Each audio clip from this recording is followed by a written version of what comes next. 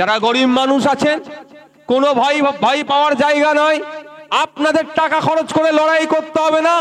আপনাদের ছোট ভাই নওশাদ সিদ্দিকী আছে, আপনাদের ভরসার পার্টি আইএসএফ আছে। আপনাদের অধিকার যারা হনন করছে, কোনো বেটাকে ছাড় হবে না।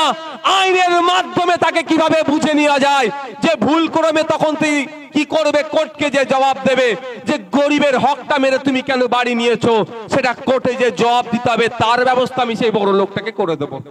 এখান থেকে কলকাতা হাইকোর্টে তাকে টেনে নিয়ে যাব, ছাড় হবে না। আপনারা নিশ্চিন্তে থাকবেন। আপনাদের বলবো, সাথে সাথে আপনারা কি করবেন, শুধু অপেক্ষায় থাকুন, লিস্ট বার হওয়ার অপেক্ষায় থাকুন।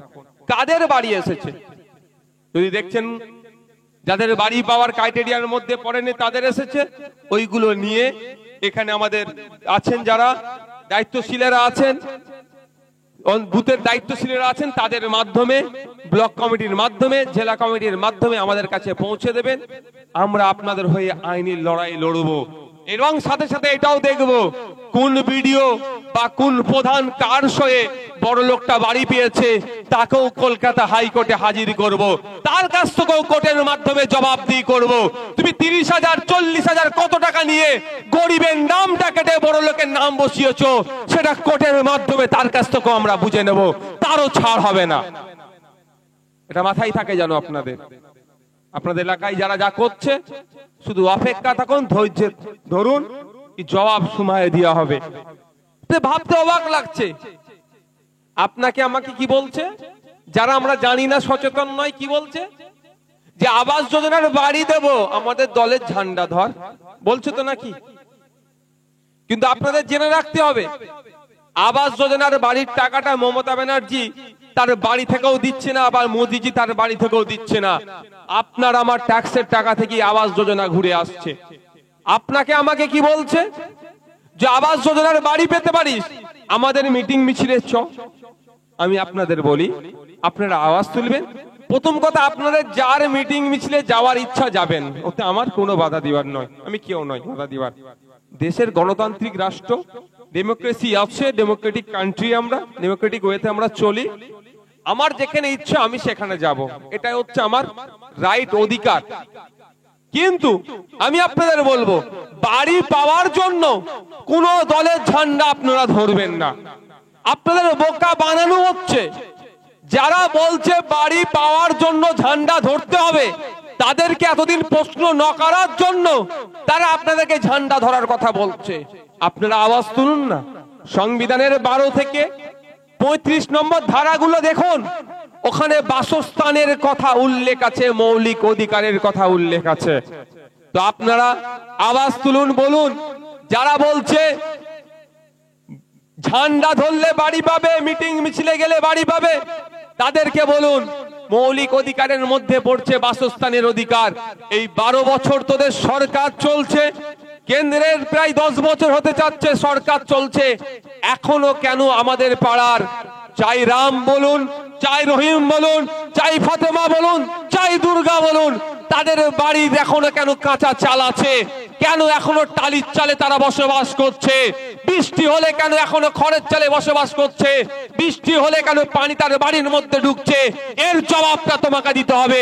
এই আওয়াজ একসাথে সকলকে তুলতে হবে। যদি আমরা একসাথে সকলে আওয়াজ তুলি যে আমার মাথার উপরে এখনো ছাদ হলো না কেন, তাহলে ওরা কিন্তু বলতে পারবে না যে বাড়ি দেবো, তাহলে মিটিং এ চলে কথা বলতে পারবে না। ওদের দায়িত্বের মধ্যে পড়ে আপনার বুথে যিনি গরিব মানুষ, যার কাঁচা বাড়ি তাকে বাঁকা বাড়ি করে দেওয়ার দায়িত্ব ওদের পড়ে। ওরা 12-13টা বছর দায়িত্বে আছে, এখনো পালন করতে পারছেন না, উল্টে কোশ্চেন না ওদেরকে করে, উল্টে আপনাদেরকে চাপিয়ে দিচ্ছে শুধু সচেতন না থাকার জন্য। সচেতন হন। আজকের পর থেকে এই বাড়ির জন্য যদি কেউ ঝান্ডা ধরার কথা বলে আপনাদেরকে, আপনারা বলবেন এই 12 বছরে কেন তোরা বাড়ি দিসনিস, এর জবাবটা আগে তোরা দে। এক বাক্যে আপনাদেরকে বলতে হবে, দেখবেন বলা বন্ধ হয়ে যাবে। আবাস যোজনায় বাড়ি কারা পাবে? এখন দেখছি তো, যার যত পাকা বাড়ি লিস্টে তার আগে তত নাম, যে যত মাল দিতে পেরেছে লিস্টে আগের দিকে তত নাম। আর আমার এলাকার গরিব মানুষ, যার হয়ে বলার কেউ নাই, যার হয়ে কহার কেউ নয়, যে কাটমানি দিতে পারছে না 30,000, 40,000, 50,000 টাকা যে দিতে পারছে না, তার বাড়ির নাম আসছে না। আমি আপনাদের বলবো, হাও তাছাড়া কোনো জায়গা নয়। আপনারা গরিব মানুষ অ্যাপ্লিকেশন করেছেন, অনেকে অ্যাপ্লিকেশন করেছে, নতুন যে লিস্ট বার হবে সেই লিস্টের একটু অপেক্ষায় থাকুন। নতুন লিস্ট বার হবে তো নাকি, একটু অপেক্ষায় থাকুন। যদি দেখেন আপনারা আপনার থেকে গরিব মানুষ বাড়ি পেয়েছে, ওয়েল এন্ড গুড, আমরা তো চাই সব থেকে গরিব মানুষ আগে বাড়ি পাক। আর যদি দেখেন আপনার পরিবর্তে যিনি বাড়ি পেয়েছেন তার দোতলা বাড়ি, তার অলরেডি পাকা বাড়ি, তার বাড়িতে 4 চাকা আছে, তার বাড়িতে ফ্রিজ আছে, তার কয়েক বিঘা জমি আছে চাষযোগ্য জমি, তার মাছ ধরা ট্রলার আছে, বা এইগুলোর মধ্যে কোনো একটা আছে, এক কথায় যিনি বাড়ি পাওয়ার ক্রাইটেরিয়ার মধ্যে পড়ছে না তাকে বাড়ি দিয়েছে, আপনারা বিতর্ক কিছু করবেন না।